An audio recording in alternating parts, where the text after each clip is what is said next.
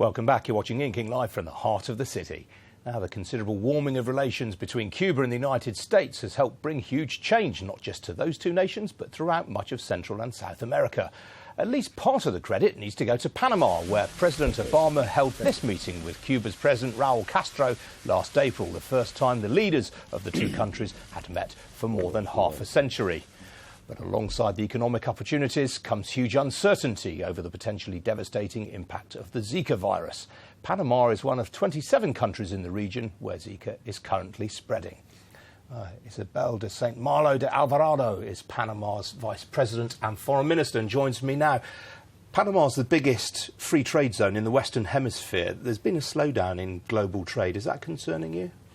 Well, Panama has a very robust and diverse economy, and actually we've been growing steadily for the past 10, 15 years. Last year we grew 6.5%, and if you take the last 15 years, we've grown at 8.5%. So due to the structure of our economy, we've managed to continue to expand and to continue to grow.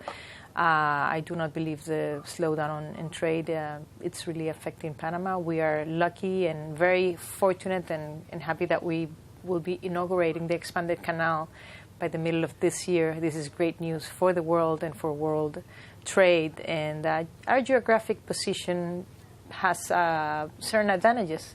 Our port system, our logistics sector. So luckily enough, I wouldn't think that that's affecting us. The expanded canal, of course, for these huge new super freighters, which were supposed to be carrying Chinese goods to the rest of the world. Chinese exports, of course, under a bit of a cloud. Is there going to be the traffic that you're anticipating? We anticipate the same countries that are currently users of the canal to remain the most important users of the canal, and then that is the United States, China, Chile, Peru, and some other countries. However, there is a waiting the canal right now, so we do not anticipate that affecting. We expect the expanded canal just to triple the capacity and to make trade less costly, because once larger ships can go through a faster, secure route, their costs diminish. And yes, China is one of the most important users of the canal. Now, we mentioned in our introduction there, you were present, you helped bring together Raoul Castro and President Obama. Just what impact is the opening up of Cuba going to have to the Central America and Caribbean region? I think what's happening between Cuba and the United States is great news for the Americas. It's finding our common areas where there is diversity. It's finding a possibility of working together. We have a lot of potential as a region. We have a lot of challenges as well. But the more we can discuss our differences and our common issues and find common ways to address them, the more the region can improve. So it is great news. The credit goes all actually to Cuba and the United States. And any support that the rest of the region can provide will just be there, because it's part of what we believe will take the region further in terms of development. Now, what about the Zika virus? As we mentioned there, you have had outbreaks in Panama. How concerned are you? Do you have the resources to deal with it? We have the resources. Fortunately, resources is not the issue for Panama.